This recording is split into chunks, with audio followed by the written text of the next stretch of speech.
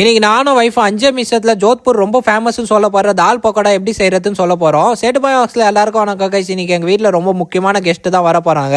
So அதனால பாத்தீங்கன்னா மதியானமே அம்மா வந்து பாசி பருப்பு வந்து ஊற வச்சிட்டாங்க. பாசி பருப்பு வந்து 2 மணி நேரம் ஊற வைக்கணும். 2 மணி நேரம் ஊறினதுக்கப்புறம் பாசி பருப்பு ஒரு மிக்சி ஜார்ல போட்டு நல்லா மாவு மாதிரி அரைச்சிடணும். சுத்தமா தண்ணியே ஊற்றக்கூடாது அரைக்கும் போது.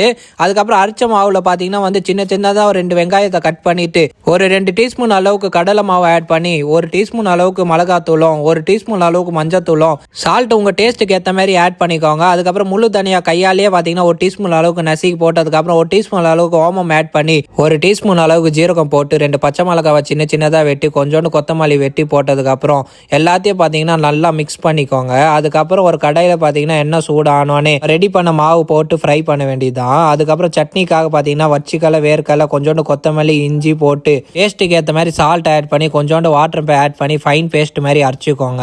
இந்த சைடில் பார்த்தீங்கன்னா நம்ம சூப்பரான ராஜஸ்தான் சைடில் ஜோத்பூர் பக்கோடாவும் ரெடி ஆயிடுச்சு.